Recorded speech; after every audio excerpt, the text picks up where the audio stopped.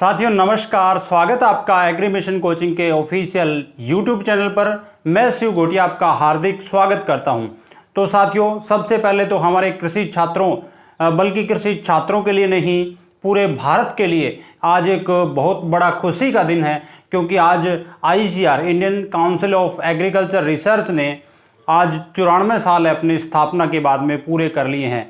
यानी आज 16 जुलाई 1929 को ICR की स्थापना हुई थी, तो 94th फाउंडेशन डे है वो ICR का है। तो आप सभी को ICR के 94th फाउंडेशन डे की हार्दिक शुभकामनाएं।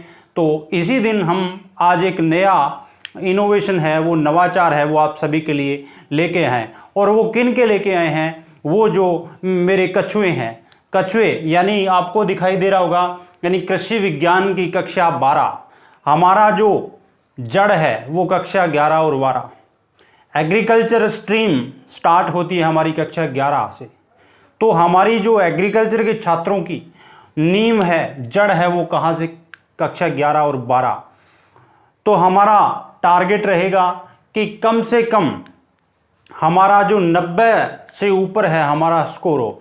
90 से ऊपर ही नहीं, जो स्टूडेंट मेरे साथ अच्छे पढ़ेंगे, मैं वादा करता हूं आपके जो पूरे में से पूरे यानी 100% आपका है वो जो स्कोर है वो रहेगा।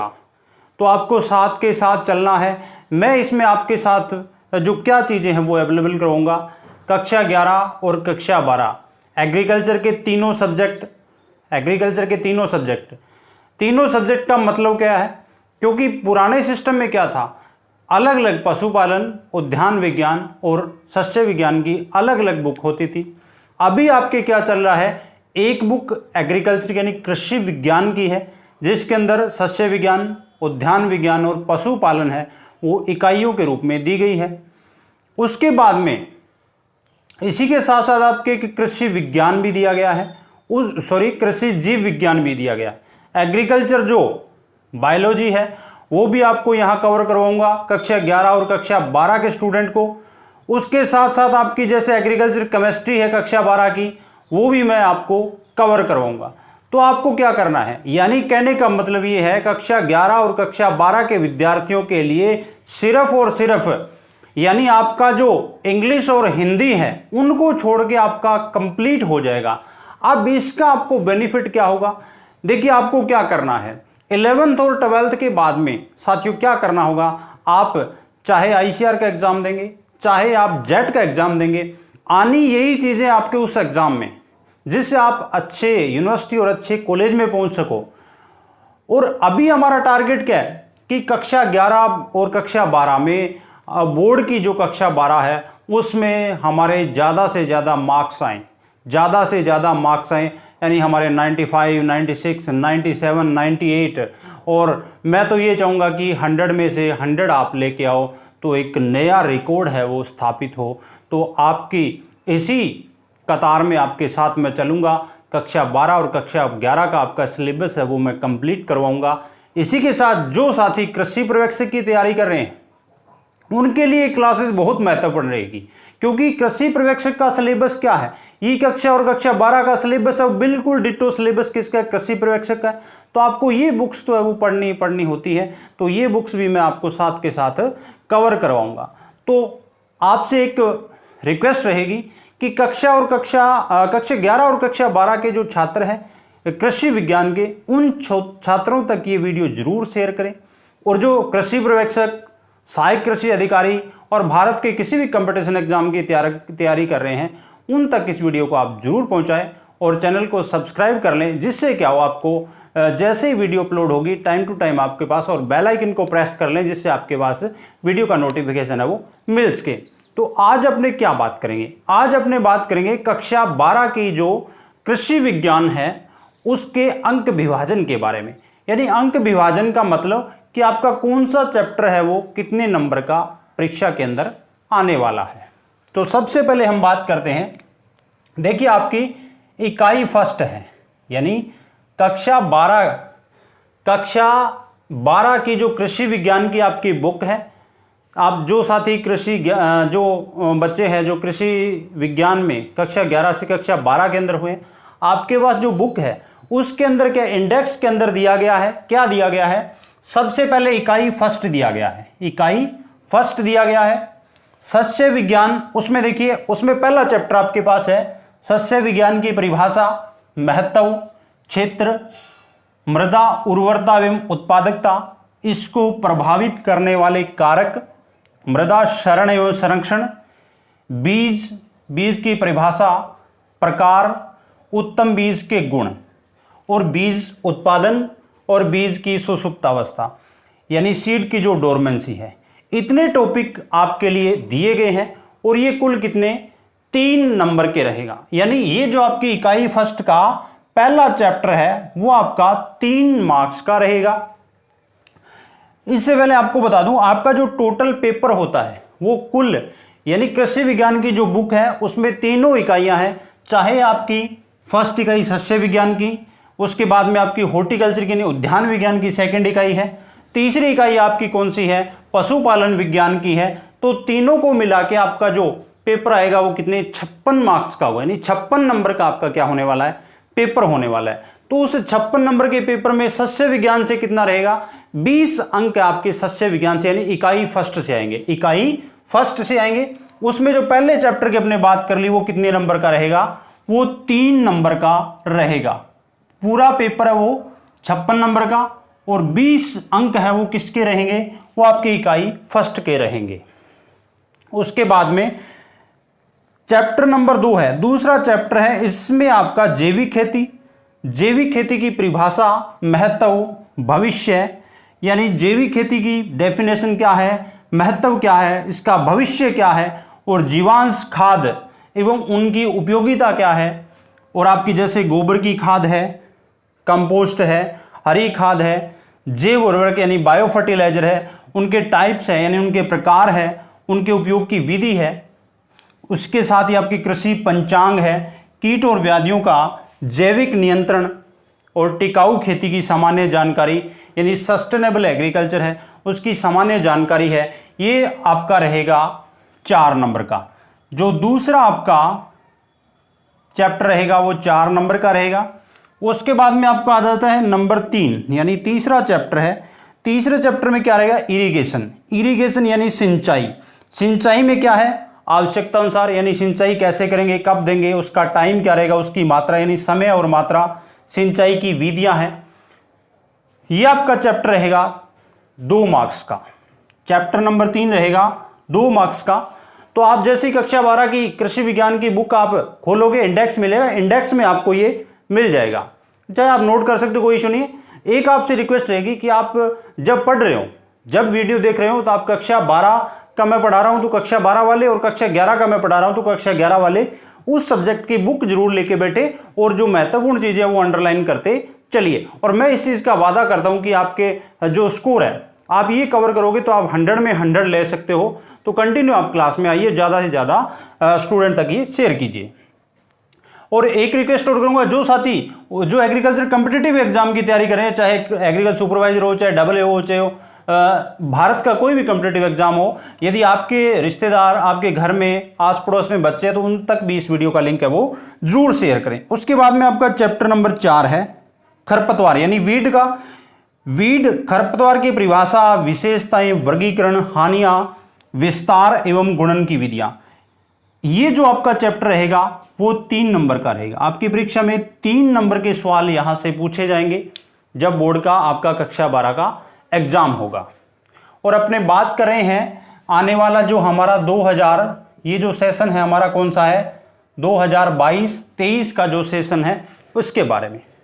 फिर उसके बाद बात करें नंबर जो आपका नंबर 4 चैप्टर में खरपतवार नियंत्रण, जो नियंत्रण की विधियां, यांत्रिक विधि है, चाहे रासायनिक विधियां है, चाहे जैविक विधि है, ये आपका है इसमें रहेगा और 3 नंबर का रहेगा। उसके बाद में आपका इकाई फर्स्ट का नंबर 5 चैप्टर है वो शुष्क कृषि यानी आपकी जो ड्राईलैंड एग्रीकल्चर है, परिभाषा, महत्व एवं सिद्धांत है। Dryland agriculture, dryland farming, rainfed farming है वो आपका रहेगा। इसके बाद में आपका फसल चक्र है, फसल चक्र की परिभाषा, महत्व एवं सिद्धांत है। और भूपरिष्करण यानी टिलेज यानी भूपरिष्करण की परिभाषा, उद्देश्य, प्रकार, ये आपका रहेगा 2 नंबर का रहेगा, ये आपका 2 नंबर का रहेगा। तो ये जो आपके चैप्टर हैं, अब अपने आगे चलते हैं कि आगे इसमें जो फर्स्ट इकाई में कौन कौन से चैप्टर और है। इसके बाद अपने बात करें कि इकाई फर्स्ट में हमारा छठा चैप्टर कौन सा है। हमारा जो छठा चैप्टर है वो है फसलोत्पादन। राजस्थान की परिस्थितियों के अनुसार नीचे दी गई फसलों का निम्न बिंदुओं के आधार पर अध्ययन, यानी कुछ फसलें दी गई है, उनका अपने इन टॉपिकों के आधार पर यानी इन पॉइंट्स के आधार पर क्या है, अध्ययन करना है। कौन कौन सी फसलें हैं, सबसे पहले तो आपको क्या करना है, वानस्पतिक नाम है वो याद होना चाहिए। उसके बाद में उसका कुल, उसका महत्व यानी उस फसल का महत्व क्या है, जलवायु, मृदा यानी जलवायु कैसी चाहिए, उसको मिट्टी कैसी चाहिए, खेत को तैयार कैसे करना है, उन्नतशील किस्में, सबसे ज़्यादा समस्याएं बच्चों को उन्नतशील किस्मों में आती है, तो ये भी आपको मैं अच्छे से क्लियर कराऊंगा। उसके बाद में सीड रेट, बीजोपचार, बुआई का समय, बुआई की विधि, खाद एवं उर्वरक, सिंचाई, अंतराकृषि, पादप संरक्षण यानी जो रोग और कीट लगते हैं उनका नियंत्रण कैसे करेंगे, कटाई, गढ़ाई और उपज यानी कटाई जो हार्वेस्टिंग आपकी, और उपज यानी उसका उत्पादन कितना होता है। फसलें कौन कौन सी है आपकी, जो अनाज वाली यानी सीरियल फसलें अनाज वाली, धान है, मक्का है, ज्वार है, बाजरा है, गेहूं है और जौ है। ये आपकी धान, मक्का, ज्वार, बाजरा और गेहूं, जो ये आपकी अनाज वाली फसलें आपके सिलेबस में, यानी ये आपको फसलें पढ़नी है।